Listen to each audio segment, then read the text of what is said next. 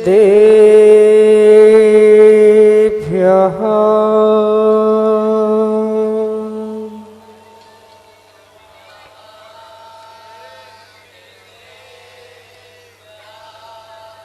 श्रीमन्तमुक्तिभर्तारम् वृषभं वृषनायकम्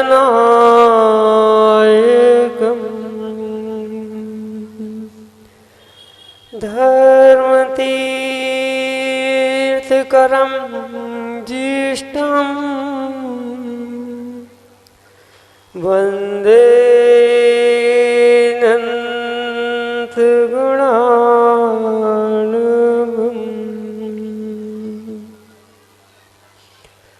विजित मदन केतुं निर्मलं निर्विकारं रहित सकल संगम संयमासक्त चित्तम् सुनय निपुण भावं ज्ञात तत्व प्रपंचम् जनन मरण भीतम सद्गुरु नौमि नित्यम् जनन मरण भीतम मम गुरु नौमि नित्यम् नमो हरिहन्ताणम् नमो सिद्धाणं नमो ईरियाणं नमो छायाणं नमो लोयेश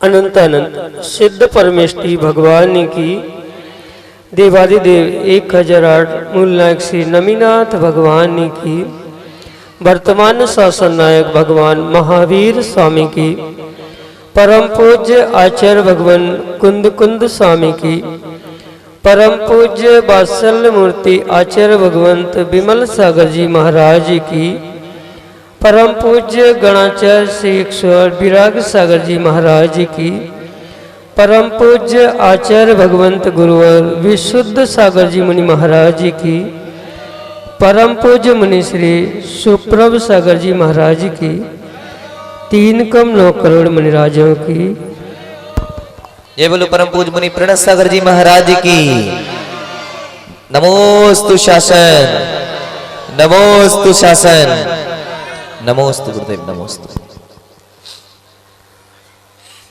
स्वर्णिम जन्म जयंती दिवस और सबसे पहले तो बानपुर वालों के भाग्य की सराहना कि बानपुर वालों का वास्तव में क्या पुण्य है। सोचा भी नहीं था कि महाराज का अवतरण दिवस मनाएंगे, मनाना कहीं और था और भगवान का चमत्कार कहो या बानपुर वालों का पुण्य कहो कि कहीं और मनने वाले थे दोनों कार्यक्रम और बानपुर वालों का पुण्य इधर खींच लाया और आचार्य भगवंत का शरण जन्म जयंती वर्ष यहाँ से प्रारंभ हो रहा है। बात उस महापुरुष की, क्योंकि जन्म लेना कोई महत्वपूर्ण बात नहीं है। जन्म तो प्रतिपल प्रति समय अनेक अनेक जीव लेते रहते हैं, लेकिन जिन्होंने जन्म को सार्थक कर लिया ऐसे आचार्य भगवंत गुरुवर विशुद्ध सागर जी महाराज का आज हम 50वां अवतरण दिवस यहाँ मना रहे हैं। और हम तो मना ही रहे हैं, साथ में इंदु भैया, साथ में आपके भाग्य की सराहना करने के लिए बहुत से लोग आए हैं, लेकिन ये जो सौभाग्य जिन्होंने हमें प्रदान किया, क्योंकि गुरुवर का वो अवतरण दिवस, उनकी महान अनुकंपा और उनका आशीर्वाद हमें प्राप्त नहीं हुआ होता तो हम शायद आज यहाँ नहीं होते। और ऐसे गुरुवर कि उनके जिन्होंने अपने इस जन्म को सार्थक कर लिया, ऐसे आचार्य भगवंत जयवंत हो और उनके चरणों में सर्वप्रथम यहाँ से कोटि कोटि आत्मा के अनंत परिणामों से अनंतों बार बारंबार नमोस्तु कि हे भगवान, आपने इस नरदेह की उत्कृष्टता को प्राप्त कर लिया। निर्ग्रंथ पद को तो प्राप्त किया ही है, साथ में एक आचार्य पद को आपने प्राप्त किया और निर्ग्रंथ बनते अपना कल्याण करते, लेकिन आचार्य बन के अनेकानेक जीवों का कल्याण कर रहे हैं। आज वो तो हमें दिख रहा है कि आचार्य भगवंत इतनी ऊंचाइयों पर पहुंचे हैं, लेकिन पहुंचे कैसे कहा जाता है, होनहार विरवान के होत चीखने पाद। चौधरी जी, ऐसा कहा जाता है। और अब आचार्य भगवंत के उस व्यक्तित्व को जो वर्तमान में है उसको तो समझना ही है, लेकिन जन्म से आचार्य भगवंत के क्या गुण थे, उनकी क्या विशेषताएं थी, उनको भी समझना है, लेकिन समय कुछ और कह रहा है। तो आचार्य भगवंत जब गर्भ में आने वाले थे, बहुत सारे जीव गर्भ में आते हैं तो माँ को बहुत सारे सपने भी आते हैं, लेकिन आचार्य भगवंत जब गर्भ में आने वाले थे तो उनकी माँ को कभी सोना गिर के चंद्र प्रभु भगवान दिखते थे, तो कभी निर्ग्रंथ मुनिराजों का पड़गाहन दिखता था, तो कभी सम्मेद शिखर की वह टोंकें दिखाई देती थी कि मैं वहां पर स्वप्न में वंदना कर रहे हूँ, क्योंकि एक भव्य जीव जो अवतरण लेने वाला था। और नियोग ऐसा बना, नियोग कैसा था शायद ज्ञात होगा बहुत सारे लोगों को, बहुत सारे लोगों ने सुना भी होगा कि नियोग ऐसा था जो नियोग नारायण श्री कृष्ण के साथ था, वही नियोग आचार्य भगवंत विशुद्ध सागर जी महाराज के साथ था। जन्म का नहीं, गर्भ से ही कि नारायण श्री कृष्ण का जन्म कितने महीने में हुआ था? कितने महीने में हुआ था? 7वें महीने में हुआ था। और आचार्य भगवंत का जन्म भी 7वें महीने में हुआ था। और वसुदेव देवकी की संतान कितने नंबर की संतान थे? नारायण श्री कृष्ण कितने नंबर की संतान थे? 7वें नंबर की संतान थे, जैनागम के अनुसार 7वें नंबर की संतान थे। और आचार्य भगवंत विशुद्ध सागर महाराज भी 7वें नंबर के थे।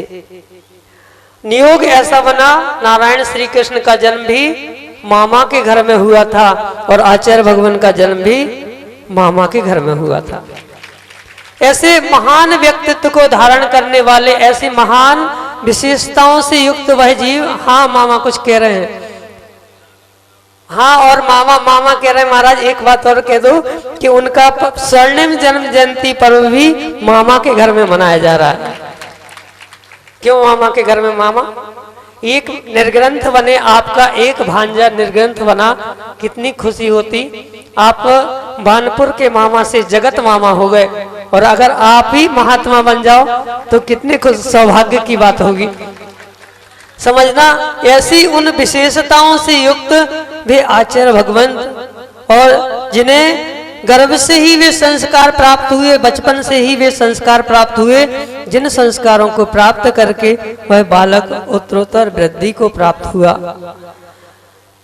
बचपन से ही जब, अब अनेक ऐसे संस्मरण हैं आचार्य भगवंत के कि यहाँ सुनाएंगे तो 1 घंटे क्या अनेक घंटे व्यतीत हो जाएंगे, लेकिन हमें महाराज को भी सुनना है और आगे भी समझना है कि आचार्य भगवंत कैसा उनका व्यक्तित्व रहा, कैसा उनका बचपन रहा कि आचार्य भगवान जब स्कूल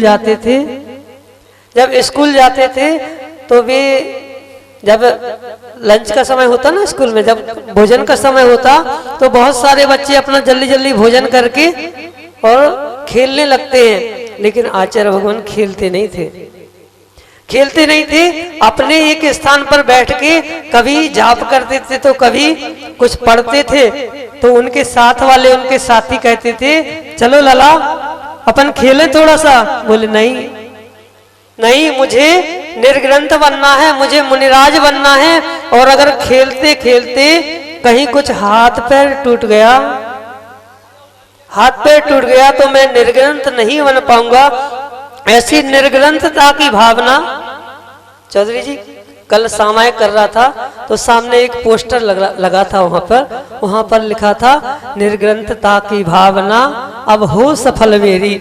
उसका चिंतन कर रहा था तो मात्र शब्दों में नहीं किया, उन्होंने प्रैक्टिकल करके दिखा दिया कि मेरे अंदर जो निर्ग्रंथता की भावना है, अगर मैं खेलूंगा और खेलते खेलते कुछ हाथ पैर टूट गए, कुछ विकृति आ गई शरीर में, तो मैं निर्ग्रंथ पद धारण नहीं कर पाऊंगा। ऐसे आचार्य भगवंत उन्होंने बचपन से ही निर्ग्रंथता की भावना अपने हृदय में संजोई, और वह निर्ग्रंथता की भावना उनकी पूर्ण हुई। कितने में? मात्र 17-18 वर्ष की उम्र में उनकी वह निर्ग्रंथता की भावना पूर्ण हुई।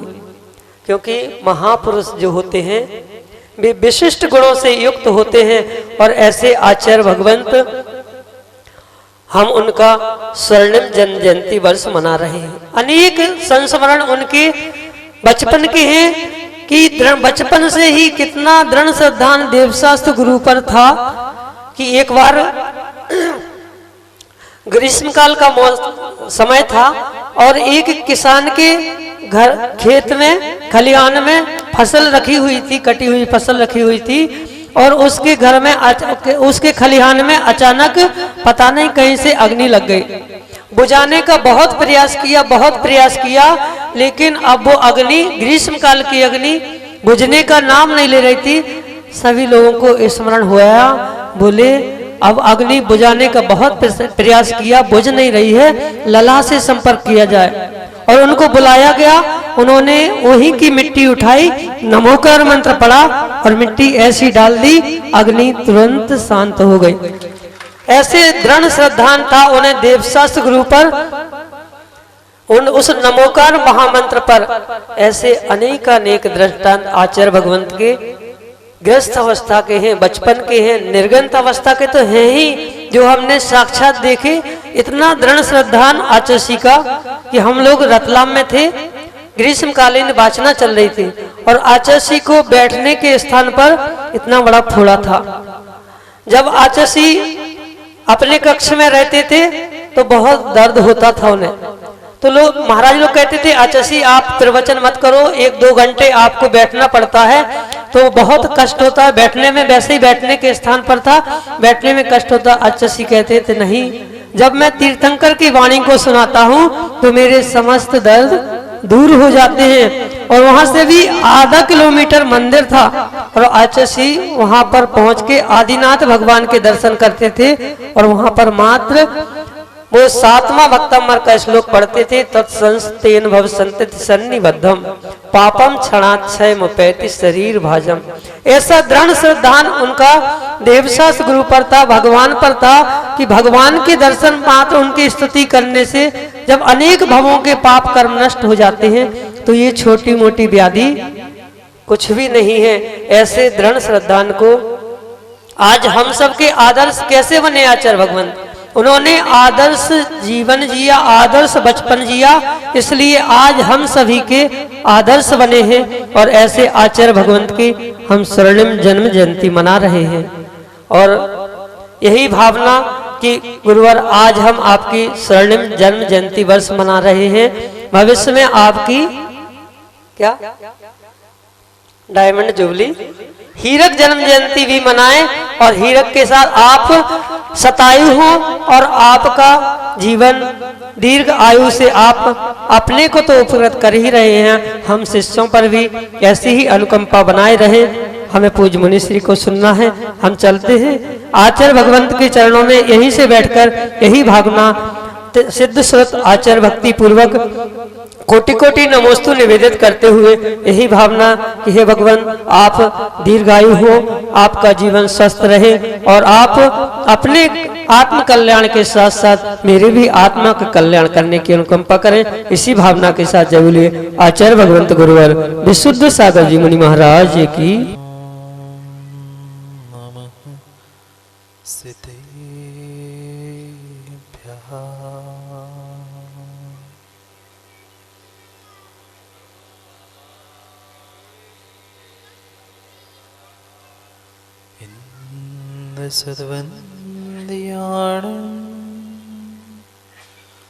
തിഹുവഴമിത മധുര വിശദവ കാണും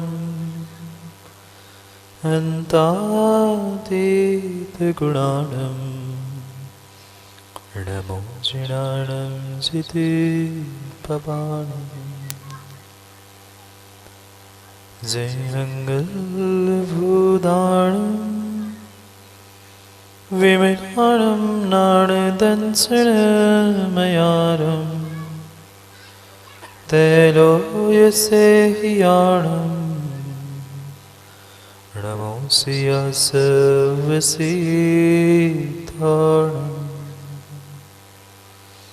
നമോരിയന്താണം നമോസിതാണം നമോ ആയരീയാണം നമോ വത്സായാണം നമോ ലോയി सर्वसारणम। अनंत अनंत परम सिद्ध भगवान की 1800 आदिनाथ भगवान की परम पूज्य आचार्य भगवान कुंद कुंद स्वामी की परम पूज्य आचार्य भगवान विराग सागर जी महाराज की परम पूज्य आचार्य भगवान गुरुवर विशुद्ध सागर जी महाराज की सनातन जैन धर्म की जय बोलो परम पूज्य मुनि श्री सुप्रभ सागर जी महाराज की, पूज्य मुनि प्रणत सागर जी महाराज की। अंतिम तीर्थेश वर्धमान स्वामी के शासन में हम सभी विराजते और उनकी यह पावन पीयूष देशना हम सभी के लिए परम उपकारी। अनादिकाल से हमारी आत्मा में जो जन्म जरा और मृत्यु रूपी रोग लगे, उन रोगों का उपशमन करने वाली कोई परम औषधि है तो वह एकमात्र यह जिनवाणी भव्यात्मा। ऐसा कहते हैं ललना के पांव पलना में दिखते, और ऐसा ही कुछ आचार्य गुरुदेव के जीवन के बारे में, जिनका स्वयं का बचपन ही एक अभूतपूर्व बचपन था। ये स्वाभाविक था कि उनके उस पलना के पाँवों को देखकर ही उस ललना के भविष्य को कई सारे भविष्यकारों ने बताया, और उन प्रत्येक सत्य बातों को समझकर जिन्होंने अपने जीवन को सत्य की ऊंचाई तक पहुंचाया है, उनका आज हम सभी मिलकर स्वर्णिम जन्म जयंती दिवस इस बानपुर की धर्मधरा पर मना रहे।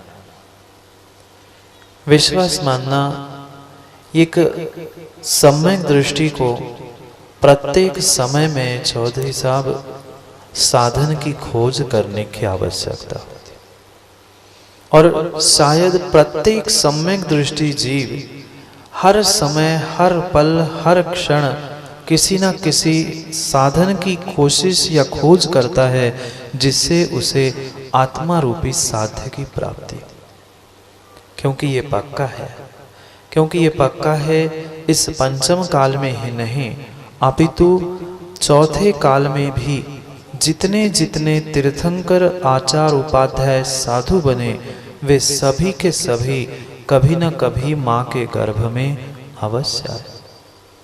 वह माँ भी माँ कितनी कितनी पुण्यात्मा होगी जिस पुण्यात्मा माँ ने तीर्थंकर भगवान को जन्म दिया। जो आचार्य भगवंत मानतुंग स्वामी भक्तांबर स्तोत्र में बहुत अच्छी बात लिखते हैं, स्त्री नाम शतानि शतशो जनयंत पुत्रा।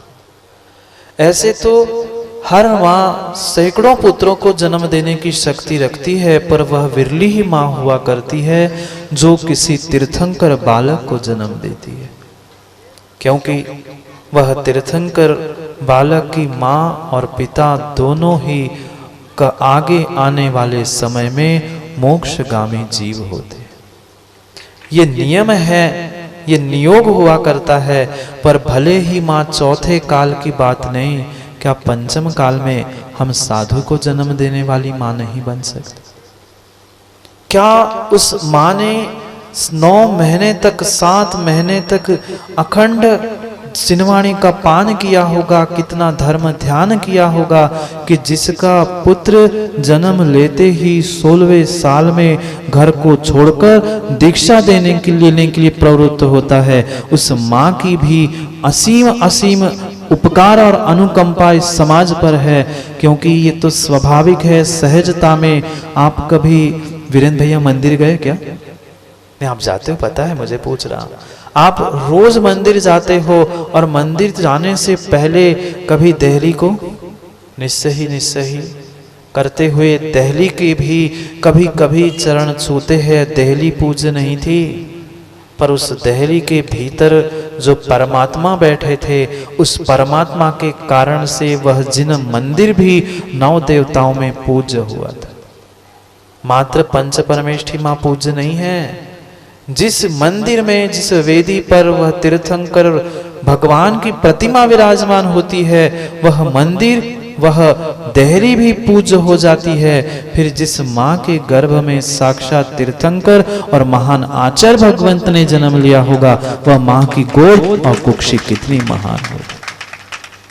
क्योंकि माँ के अगर उपकार नहीं होते तो आज हमें ऐसे महान आचार्य भगवंत सामने दिखाई ही नहीं देते। एक एक जीवों के उनके प्रति उपकार है, जिन्होंने उस जीवन को प्राप्त करने के लिए सहयोग किया है। और जरूरी नहीं है आज कोई सोच ले शुभम शास्त्री कि मैं आज ही 4 दिन में 8 दिन में बहुत बड़ा बन जाऊं, संभव नहीं है।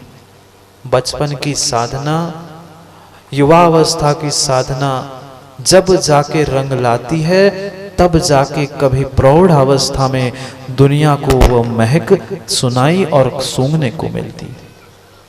किसी भी कोने में घर के एक छोटी सी अगरबत्ती भी लगा लो, पूरा घर महक जाता है। बिल्कुल साधना के क्षेत्र में यही स्थिति है। कहीं भी बैठकर छान में अपनी साधना में तत्पर रहो। नियम से आने वाले समय में उस साधना की सुरभि पूरे दिगदिगांत में फैलती है। और जो ईमानदारी की साधना आचार्य गुरुदेव ने बचपन से की थी, एक एक उनकी घटनाएं अगर कहने और लिखने बैठ जाए तो शायद हमारा पूरा जीवन कम पड़ जाए। इतनी उनकी बचपन से लेकर वह आज तक की छोटी छोटी घटनाएं, कुछ छोटी घटनाओं से उस ललना के पांवों को पलना में देखते हुए आज तक की उस 50 वर्ष की यात्रा को हमें समझना है। क्योंकि इस पंचम काल में जन्म लेना ये तो सिद्धांत है, ये तो करणानियों का सिद्धांत है। पंचम काल में अगर किसी ने जन्म लिया है तो नियम से पंचम काल में मनुष्य मिथ्यात्व के साथ ही जन्म लेता है, मिथ्यात्व के साथ ही जन्म लेता है। पर जैसे ही वह सम्यक प्राप्त करने की शक्ति रखता है, 8 वर्ष का होता है, वह अगर अपने पूर्व संस्कार और पुण्य के उदय से सच्चे देव शास्त्र गुरु पर श्रद्धा करता है, वही मिथ्या दृष्टि सम्यक दृष्टि बनता है मिथ्यात्व के साथ जन्म लेने के बाद भी। क्योंकि जीव कहते हैं पंचम काल में तो मिथ्यात्व से जन्म होता है, फिर उस पर्याय का अभिनंदन क्यों? पर्याय का अभिनंदन नहीं है, किंचित भी अभिनंदन पर्याय का नहीं है। अभिनंदन उस पर्यायी का है जिसने जीत लिया है मिथ्यात्व को सम्यक के साथ साथ। जब तक सम्यक दर्शन नहीं है तब तक मिथ्यात्व से जीत नहीं है, और मिथ्यात्व नहीं जीता है तो जन्म जरा पर जीत किंचित भी नहीं है। ऐसे महान आचार्य भगवंत जिन्होंने अपने जीवन के 50 वर्ष पूर्ण कर लिए। भले ही कुछ लोग सोच रहे होंगे नवीन जैसे कि महाराज जी कोई 39 मना रहा है, कोई 50, ये बात समझ में नहीं आई। मैं जानता हूं, आपका चेहरा ही पढ़ना जानता हूं। आप पूछो उसके पहले में कर दूं, समझना जन्मदिन तो भले ही 50 वर्ष पूर्ण होने पर माँ वर्ष गांठ होती है, और वर्ष तो 50वां वर्ष, स्वर्णिम जन्म जयंती का 50वां वर्ष आज के 50वें दिन से वर्ष से ही प्रारंभ हुआ। इसलिए मात्र बानपुर नगर से हम मात्र वह पप्पू भाई एक दिन नहीं मना रहे हैं। कितना सौभाग्य है, इस 50वें स्वर्णिम जन्म जयंती वर्ष की शुरुआत तुम्हारे बानपुर नगर से हुई, वह भी इतिहास के पन्नों पर लिखा जाएगा कि कभी विशुद्ध सागर जी महाराज की जन्म जयंती की 50वीं स्वर्णिम जयंती की कहीं प्रारंभ हुआ था तो तुम्हारे बानपुर नगर से हुआ था। ये आप सभी का सौभाग्य है, ये सबका अहोभाग्य है।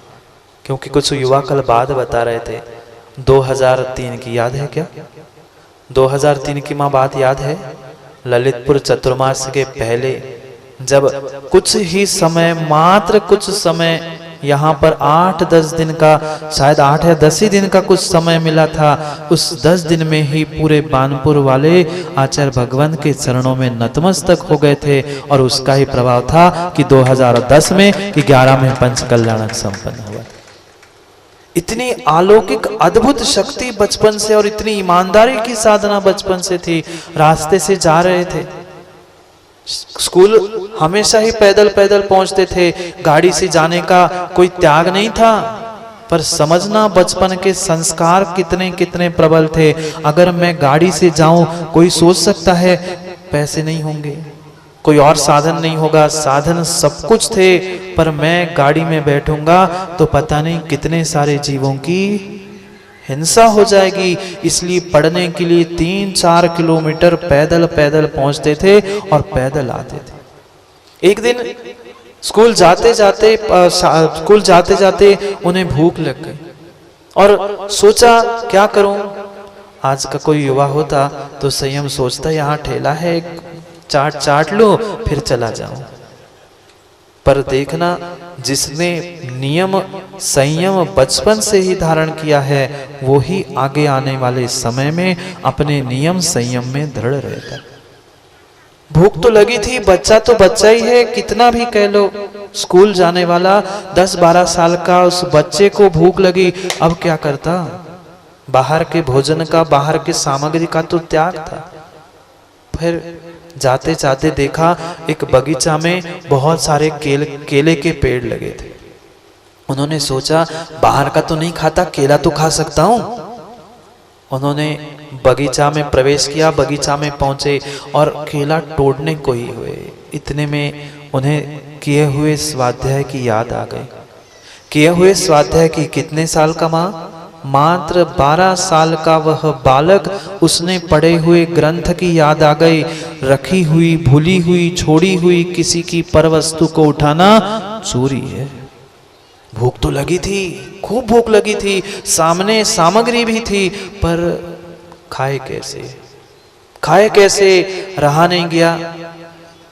विचार करते करते धीरे से हाथ उनका जेब में चला गया। धीरे से हाथ जेब में चला गया। जेब में देखा तो 2 रुपए की नोट निकली। अभी नहीं चलती, पहले चलती थी 1-2 रुपए की। 2 रुपए की नोट निकली। उन्होंने सोचा बहुत अच्छी बात है, बहुत अच्छी बात है। नोट को निकाला, पेड़ के केले को तोड़ लिए, जितने आवश्यक थे केले तोड़ लिए, 2 केले खा लिए और वह 2 रुपए की नोट वीरेंद्र भाई उस केले के गुच्छे पर बांध दी। अगर कोई माली आए तो उसे केले कम ना दिखे, उसे पहले 2 रुपए की नोट देखी। ये ईमानदारी की साधना बचपन से ये थे। ललने के पल ना पाए, ललने के पाँव पलना में। इतना ही नहीं, ऐसे अनेक दृष्टांत जिनके जीवन में उनकी साधना से विमुख ना करने वाले बचपन के संस्कार इतने प्रबल थे, तब जाके आज इतनी ईमानदारी की साधना चल रही है। आज हर व्यक्ति चंद दिनों में अपने आप को बहुत बड़ा बनाना चाहता है, चाहे घर गृहस्थी में हो, चाहे साधना के क्षेत्र में हो, पर विश्वास मानना जब तक साधना की नींव पक्की नहीं है तब तक मोक्ष का महल खड़ा होने वाला नहीं है। आज कितने सारे जीव मात्र उनके उस समय देशना और उनके प्रवचन वाणी को सुनने के लिए बैठते हैं। विश्वास मानना एक बार पढ़ने से कभी तत्व का निर्णय नहीं होता। वह घटना 16 वर्ष की, थोड़े से और किशोर हुए 15-16 वर्ष के थे, देखना कैसा नियोग होता है। वे तो पद्म पुराण लेकर पढ़ रहे थे और एक पंडित जी पहुंचे और उन्होंने कहा, बेटा अगर तुम्हें पढ़ना ही है, तुम अपने आप का कल्याण करना चाहते हो, तो ये समय सार ग्रंथ है। उन्होंने 15 वर्ष की उम्र में गुरु महाराज के आचार्य विशुद्ध सागर राजेंद्र लला के हाथ में वह समय सार ग्रंथ भेंट किया था। और तब के संस्कार है कि आज वे पूरे समय सार में 17 भागों की समय देशना को उद्घाटित करने वाले एक महान वर्तमान के आचार्य भगवंत, जिस ग्रंथ को बहुत सारे जीवों ने मात्र संकुचित करके रखा था, सक्षम शास्त्री जैसे, कि नहीं ये तो इन्हीं लोगों का है। ये ग्रंथ ऐसा महान ग्रंथ है, अद्भुत, कि जिनको हर व्यक्ति को पढ़ना आवश्यक है। इसलिए उसको सरल और सहज भाषा में पूरे जिन वाणी के द्वारा पूरे समाज को समय देशना के माध्यम से आचार्य भगवंत ने सबको उद्घाटित किया। क्या एक क्या घटना बताए, क्या घटना बताए। मात्र जिनवाणी नहीं, घर की इतनी छोटी बचपन से, जैसे अभी महाराज जी बता रहे थे कि बचपन में वे कभी खेलने कूदने नहीं गए। क्यों? हाथ पैर टूट जाएगा तो मैं दीक्षा नहीं ले पाऊंगा। कितना विवेक, कितना ज्ञान बचपन से उस जीव के भीतर था। विश्वास मानना जब तक पिछले पर्याय का पुण्य साथ नहीं देता, तब तक वह अपने जन्म को सफल बनाने वाली जीव दिगंबर दीक्षा ले ही नहीं सकता। आज दिगंबरी दीक्षा लेकर आचार्य पद प्राप्त करके उन्होंने जो जिनवाणी का, जैन धर्म का डंका बजाया है, वास्तव में वह सबके लिए एक अटूट श्रद्धा का और अटूट विश्वास का स्थान बन के रह गया। क्योंकि ये पक्का है, ये मात्र और मात्र ये पर्याय की या मात्र पर्याय का अभिनंदन, पर्याय की स्तुति नहीं है। भीतर अगर पर्याय नहीं होता इतना महान, तो बाहर वह पर्याय भी महान पूज हो ही नहीं सकती। माँ एक प्रश्न पूछ लूं, सही बताओगे? घर में आपके मटका है, अभी भले ही ठंड के दिन है, पर गर्मी में लाया हुआ या आने वाले समय में एक आध मटका तो होगा ना? है। जो मटका होता है, उस मटके को क्या आप दूर से परखना जानते हो? पास से तो हर कोई जानता है, पर दूर से भी उस मटके को, उसमें पानी है कि नहीं है, पहचाना जा सकता है क्या? सोच समझ के बोलना। मटके में पानी भरा है कि नहीं है, यह क्या पास जाके देखना पड़ेगा कि दूर से समझ में आएगा? दूर से ही दिखाई देता है। अंदर पानी है तो उसका रंग भी बदला दिखता है। अगर पानी नहीं है तो का कहत बुंदेलखंडी में रुखंड्याऊ। वही मटका बाहर से, दूर से रुखंड्याऊ समझ में आता है। पानी है वो गीला होता है और सूखा है वो रुखंड्याऊ होता है। जब उस मटके में पानी होता है तो वह मटका भी शीतल और काला गहरा दिखता है। ऐसे ही जिस पर्याय के भीतर भगवान आत्मा बनने वाली, तीर्थंकर ऐसे प्रकृति को प्राप्त करने वाली, आचार्य परमेश्वरी बनने वाली आत्मा बैठी हो, उसकी पर्याय तो अपने आप धन्य थी ही, और उस पर्याय को प्राप्त करने वाली पर्यायी का आत्मा का वास्तव में आज अभिनंदन। क्योंकि ये पक्का मानना, आप लोग कभी आने वाले 24 को अर्घ्य चढ़ाते हैं क्या चौधरी जी? वीरेंद्र भैया आप भी चढ़ाते हो? आने वाले 24 भगवान को अर्घ्य नहीं चढ़ाते? विद्यमान 20 तीर्थंकर, ये तो हमें पता ही है, पर उसके साथ में भूत की, भविष्य की, वर्तमान की 24 को माता आप लोग अर्घ्य नहीं चढ़ाते ना? नहीं चढ़ाते? चढ़ाते हैं। तो जो बनने वाले भविष्य के तीर्थंकर है, मैंने ऐसा सुना है और पढ़ा है, वे नरक में है क्या? ऐसे भी जीव है जो भविष्य में तीर्थंकर बनने वाले पर नरक में है। तो क्या नरक में बैठे हुए जीवों की वंदना है? नहीं है, नहीं है, वहां की पर्याय की नहीं है, पर आने वाले जिस महान पर्याय को प्राप्त करने वाले भविष्य के तीर्थंकर, उनके गुणों की वंदना है। और गुण बिना द्रव्य, बिना पर्याय के नहीं होते, इसलिए गुणों की ही वंदना करनी है, व्याख्या भी गुणों की समझनी है, पर पर्याय के अभाव में नहीं होती। इसलिए पर्याय का अभिनंदन रूप ये जन्मदिन, अवतरण दिन भी हमें मनाना होगा, तो हमारा भी जन्म सार्थक होगा। अन्यथा जन्म का कोई सार्थक हो ही नहीं सकता। इसलिए कभी कभी एकांत से ये मत सोच लेना कि मुनिराज के तो जन्मदिन बच्चों का होता है।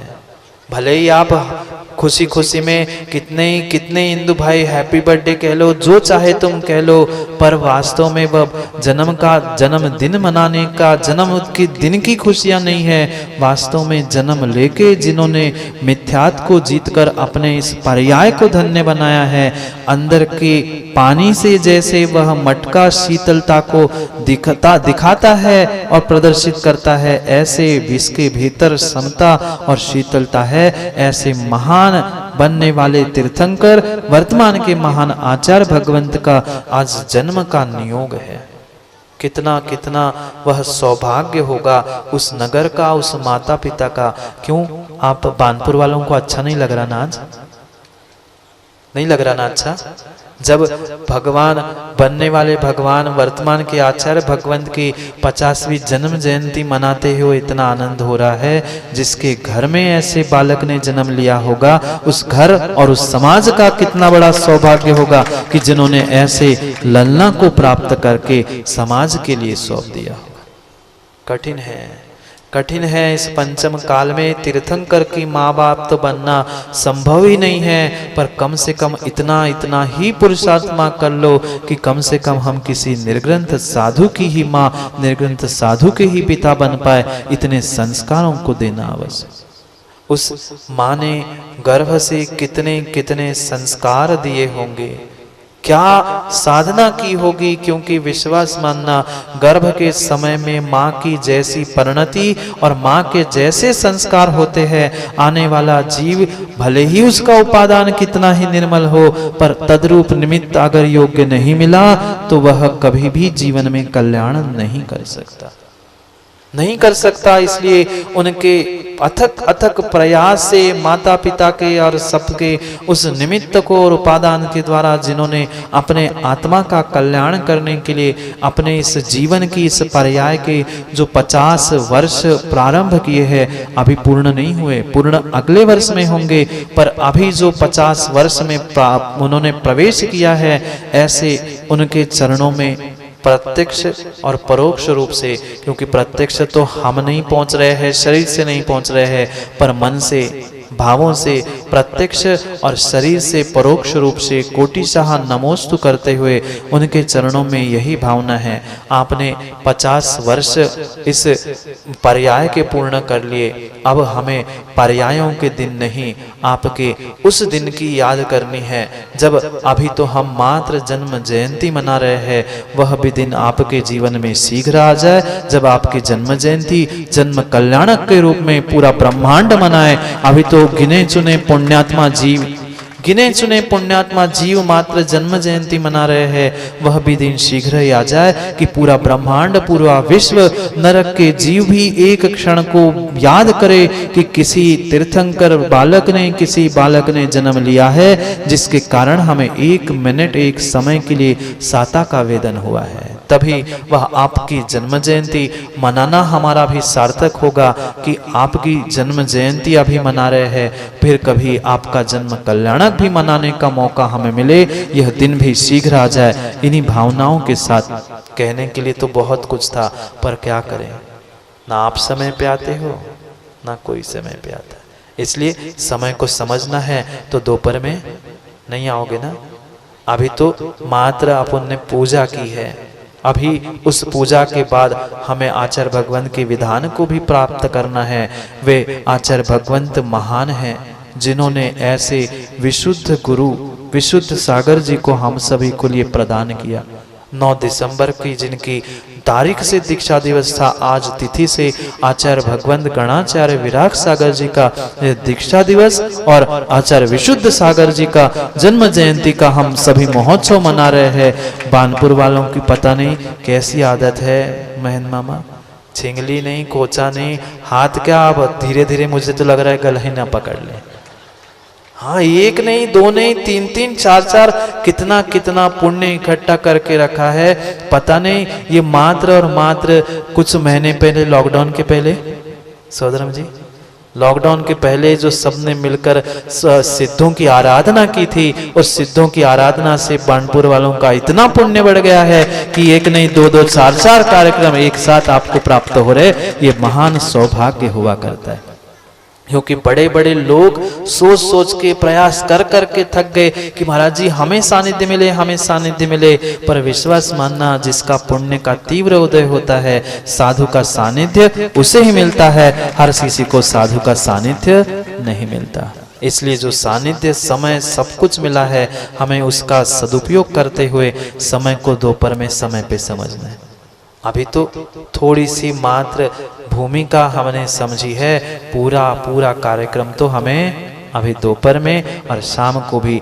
कल छुट्टी नहीं है, एक नहीं, हम 3 दिन के इस त्रिदिवसीय कार्यक्रम के द्वारा आचार्य भगवंत के इस 50वें जन्म जयंती वर्ष को प्रारंभ कर रहे हैं। ये हमारा सभी का सौभाग्य है। गणाचार्य विराग सागर जी के भी चरणों में शतशः नमन, कोटिशः नमन करते हुए उनके भी अनंत अनंत उपकार है, जिन्होंने गुरुवर को दीक्षा प्रदान करके हम सभी के लिए वह आचार्य बनाकर दीक्षा देने योग्य बनाया। अगर वे नहीं होते तो शायद हम भी नहीं होते, और शायद हम आज नहीं होते तो ये समा भी यहाँ पर नहीं होता। इसलिए वे एक एक उपकारी के उपकारों को हमें समझना है। चंद पंक्तियों के साथ विराम लेते हैं, पुनः दोपहर में करेंगे चर्चा। गंगोत्री नहीं होती, समझना वीरेंद्र भैया, गंगोत्री नहीं होती तो गंगा भी नहीं होती, एक बूंद नहीं होती तो समंदर भी नहीं होता, ये लेखनी कलम नहीं होती तो आज की वर्तमान की पोथियां भी नहीं होती, राजेंद्र लला नहीं होता तो विशुद्ध सागर भी नहीं होते, विशुद्ध सागर भी नहीं होते। इसलिए जो प्रारंभिक दिशा थी, गंगोत्री क्यों पूज्य है? क्योंकि गंगा को देने वाली है। ऐसे ही राजेंद्र लला की वह पर्याय भी धन्य है, जिन्होंने आचार्य विशुद्ध सागर जी को प्रदान किया। ऐसे एक एक उपकारी के उपकारों को मानते हुए उन आचार्य भगवंतों के चरणों में परोक्ष रूप से कोटिशः नमन, शतशः वंदन करते हुए यही भावना, आप चिरायु हो, शतायु हो, शीघ्र ही आप अपने जीवन की उन्नति को प्राप्त करते, वर्धमान चारित्र को प्राप्त करते हुए वर्धमान तीर्थंकर के समान महान कल्याणकों को प्राप्त हो। इन्हीं भावनाओं के साथ समय को यही विराम लेते हैं। बानपुर वालों का कह दूं क्या फिर से? सुबह सुबह वहाँ गुरसराय के कुछ श्रावक पहुंचे थे और वहां से सुबह सुबह ही तुरंत आचार्य जी का उन्होंने बानपुर समाज को और मुनि संघ को आशीष पहुंचा दिया कि गुरुदेव ने आप बानपुर समाज को और हम मुनि संघ को बहुत आशीष दिया है 50वीं स्वर्णिम जन्म जयंती के इस पहले उद्घाटन के सत्र पे। ऐसा कहते हैं ना, ऐसा कहते हैं जिसकी शुरुआत ही अच्छी होती है उसका पूरा जीवन ही अच्छा होता है। जिनका जीवन शुरुआत अच्छा हुआ था और आज का हमारा कार्यक्रम ही अच्छा होगा तो आने वाला पूरा वर्ष भी और ही अच्छा होगा। समझेंगे और सारी बातों को, पर समय बहुत हो गया, क्या करें। समय को समय पे समझना है तो पुनः दोपहर में समय पर समय पे आते हैं, क्योंकि समय पे किया गया काम समय को दिलाता है। बोली भगवान महावीर स्वामी की।